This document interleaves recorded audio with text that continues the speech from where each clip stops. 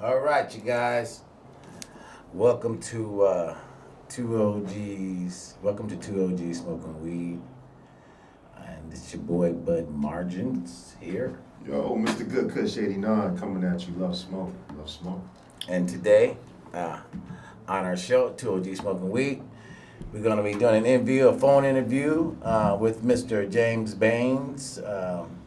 He's the author of Aaron Pele's Best Snitch in Seattle. And we also have with us today artist Slim Really Trap. Yes. You already know, live and direct. How you doing, man? How you been doing? Man, I can't complain, just gaining and maintaining, counting my blessings. Okay, cool. That's what we do. So, Mr. Baines, how about you, man? How you doing? I'm doing great, man. Enjoying my life down here in Mexico. Yeah, down there. How's it down there? Yeah, it's beautiful, man. Beautiful. Everything's good. Okay. Yeah, so you down there in Mexico? Mm-hmm. Okay. What part of Mexico? James. What was that? What part of Mexico are you from, James? Or not from, but what part of Mexico are you at? I'm living in Rosarito Beach, which is about 30 miles south of the San Diego border, Tijuana. Oh, okay, yeah. I'm familiar with that country down there. I used to live in San Diego, so I used to make some frequent runs over the border. Yeah. Yeah. Run for the border. I ain't So- talking about Taco Bell either. So, Mr. Baines, let's get right to it. Let's just start off by explaining to us a little bit about what your story is about. Basically, we're talking to Mr. Baines, and he was from Tacoma, Washington, and he had a medical marijuana collective, and some events happened which basically weren't good, and as all African Americans found out in that industry. And so, why don't you tell us a little bit about that, Mr. Baines? Yeah, so me and my wife got a license from the city of Tacoma to start a medical marijuana dispensary probably around 2000, I think it's around 2011, 2012. And we were running there for a while, and then we started having issues with the city on one end and the Washington State Department of Revenue on the other end. Right. The city was telling us that we had to close down because we're illegal, and then the Department of Revenue would send us huge tax bills. So I started arguing with the city and the Department of Revenue, well, which one is it? You can't tax for something that's illegal. So you're going to tell me to close down, you want my money, which one is it? So Right. I paid them some of the taxes, and then we just started getting a pattern of harassment until it ended up with one of our grow operations getting raided by the university police. And the way it happened was they sent one of their buddies with a fake cell phone that was activated 2 days before to make a fake burglary call saying that he saw two people crawl through the window. Right. Which is impossible because the only people there were my employees, and they both had their medical marijuana licenses, and they had the alarm codes to the house that had ADT stickers all around the house, even a big ADT sign. Right. So how did the police kick your door without even bothering to check to see if your alarm was stripped? You understand what I'm saying? Right. So, Wow.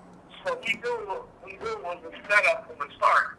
Mm-hmm. And one of the cops actually got caught, not the cop, but the animal control officer, Yeah. got caught stealing $1,500 cash from the grow house, and it was on the news, on TV and everything. Right. Damn. And what? So what they did was they arrested like 2 employees for burglary, which was impossible because they had to be there. Mm-hmm. And then they let them go the next day, and no charges were filed against anybody. No charges were filed against me, my wife, on the business license, or the people in the house. They Right. just took everything. But they took everything, but didn't charge you. Yeah, they took everything and didn't charge me. Yeah. So Wow. So what I did was I waited a whole year, and I watched the animal took to go to court and plead guilty. Right. Now, after he pleaded guilty, in my mind, I knew that if sample was physical evidence, there's no way they can charge me because he already had me in the crime scene, right? Right. So I hired a lawyer named Stephanie Quaid to sue the city of Tacoma. And I paid her $2,000 cash. About 2 weeks later, she all of a sudden quit with no explanation, get my money, and then I got a letter in the mail charging me with a felony for growing marijuana in that place. Just me. 3 people who lived there who were white, they didn't get charged, and me and my wife, who was Asian, get charged. That was a Just me, pattern. not black. Yeah, that was definitely a pattern because I found that in my business too, where only me as an African American got charged, and the 2 white other business partners never got charged with anything. So Right, exactly. there's a pattern. Go ahead. Huh? There's a pattern Okay, that's so then, there's a pattern. So then I hired a lawyer named Aaron Bailey to represent me. And one thing that people don't know, like when I was like 50 years old, I got in trouble and I did 7 years in prison. And the whole time I was there, I worked in the law library, so I know a lot about the law and procedures and everything. So as the case started going on, it went up for a year. They would never give us discovery. They couldn't give us the discovery because they didn't have no case because the officer stole money from the place. You understand? right. So it kept going a year, and then another year. And then my lawyer told me that I was going to trial. And I said, hold up, wait a minute. How can I be going to trial if you haven't even filed a motion to dismiss based on it's not, tampering and stealing the evidence in the place in the first place? Right. You got to file the motion first, like, to throw the evidence out. He didn't even do that. He just said, the only way you can win if you get 10 witnesses who are your patients testifying for your trial. Right. So that's when I knew that was being set up. Okay. Yeah. So, quick shout out to Rainier Avenue Radio. Today we have Mr. James Baines as a guest. Shout out to Rainier Avenue Radio. Welcome, James Baines. Yeah, this is 2 OG Smoking Weed, and we're talking with Mr. James Baines about his medical marijuana dispensary. And we also have Slim Really Trap as an artist, and so we are going to take a break real quick and talk to Mr. Really Trap, Slim Really Trap, and see what's going on with him, and then we'll go back to Mr. Baines real fast. Let's talk with this artist real fast. How you doing, Mr. Trap? Man, I can't complain. I'm doing good. Love Smoke Trap, Mr. Love Smoke, Mr. Trap. Well, tell us a little bit about yourself. Man, I'm just a upcoming Seattle artist, out of the city of Seattle. Kind of the same background as a lot of African American males. Single mom. You feel me? Yeah. You feel me? Making ends meet, putting it together. But I'm following these dreams and pursuing a purpose. Oh yeah, That's definitely. right. That's right. Making it happen. Well, I definitely seen you guys performing. You guys definitely have the talent level to make it. You really don't. I mean, you just don't see the quality level of talent anymore. But when you see you guys perform, man, you guys really have that talent level. Oh yeah, he crunk now. He get it crunk. Yeah, you don't know what crunk means. You know what I'm saying? That's from the South. That's a Southern term, crunk. K-R-U-N-K. Crunk. You know what I'm saying? He can show us crunk. Get it crunk. Well, Most definitely, I appreciate that. man, so like what we're going to do today is we're going to play one of his songs before we get back to Mr. Baines. We're going to play one of his songs, and this one is called Grown Up. And you want to tell us a little bit about the song before we play it? Grown Up, man, that's out on all platforms right now. And it's kind of like I shot a video to it, it's out now on YouTube.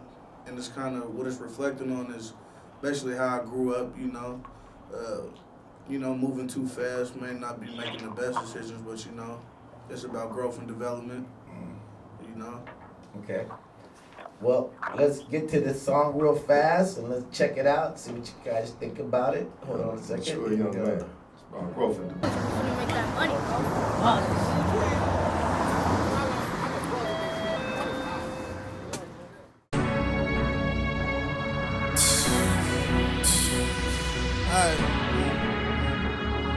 Really trap.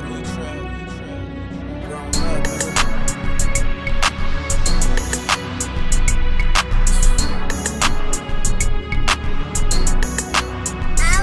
I'm grown up. That little nigga a man now. Vision better, feeling like I know the plan now. It's only fam, I ain't got too many friends round. It's only fam, I ain't got too many friends now. That little nigga a man now. My vision better, feeling like I know the plan now. It's only fam, I ain't got too many friends round. It's only fam, I ain't got too many friends round.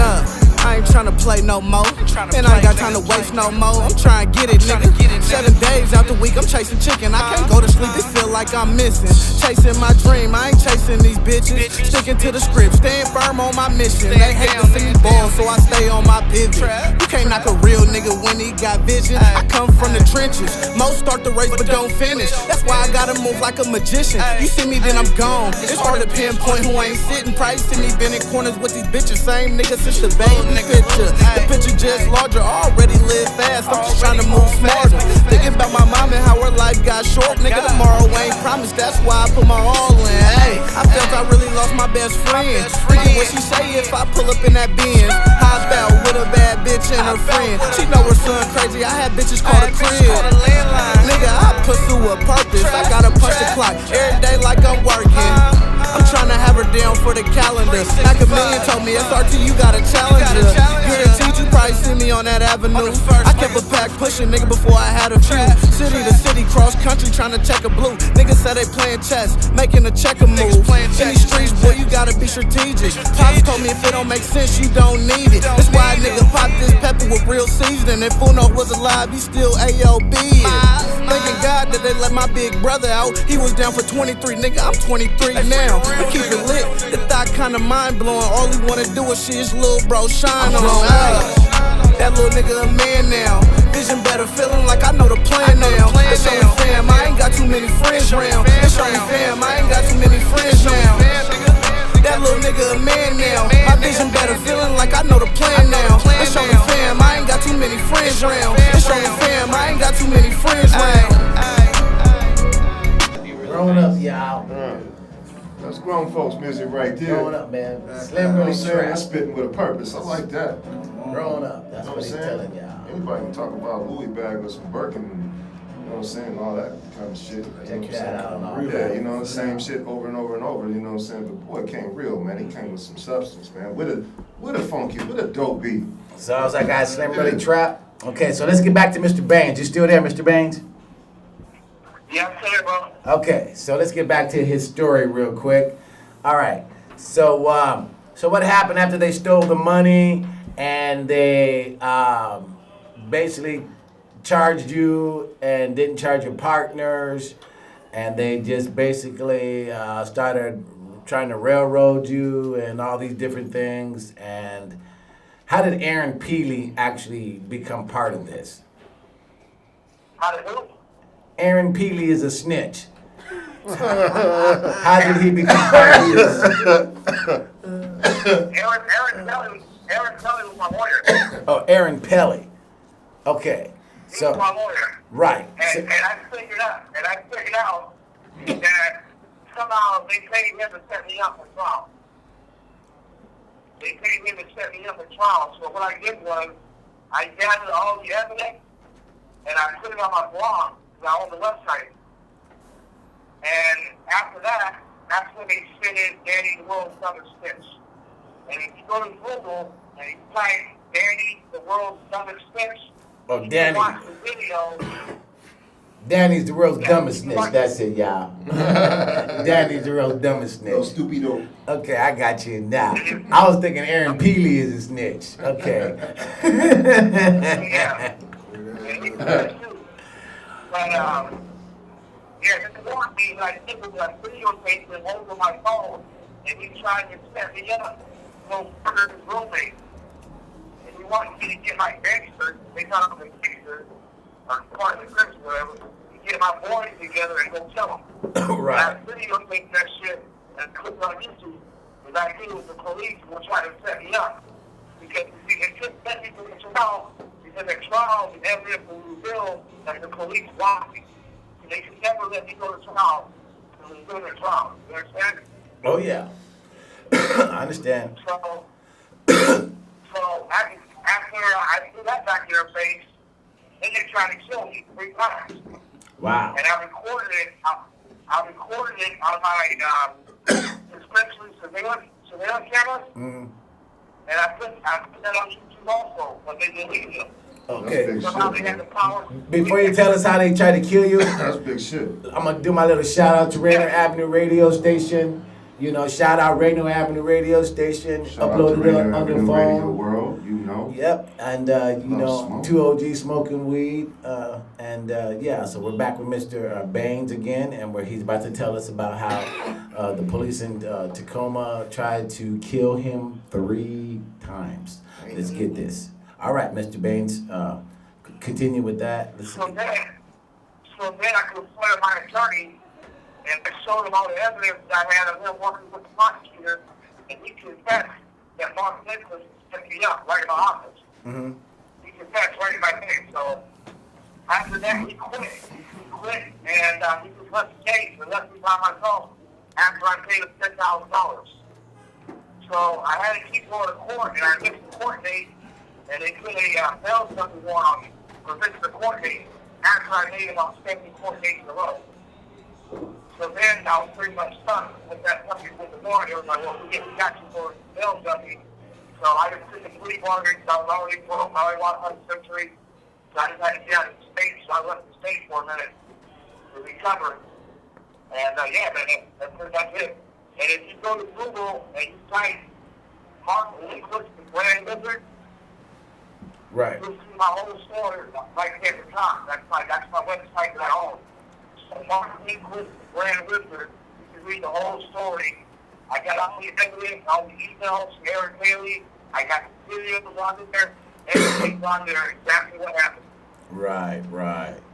Well, man, that's terrible, you know, that, and then you were forced to leave the country for your safety and stuff like that.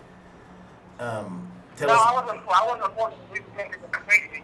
I just left the country because I got sick and tired of the courts in the United States. Right. I just left, yeah. You left because you just got tired of dealing with the bullshit of the United States. Yeah, I got divorced a year ago. Man, that's the story of all black men in this country. Yeah, You know. I wasn't in fear of my safety anymore.